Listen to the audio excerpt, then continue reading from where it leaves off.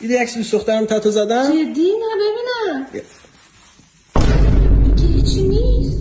این دیگه هیچکی نیست. الان وسط دریاییم تقریبا، آنتن هم داریم. شب جمعه کجا میری آنتن نداری خدا؟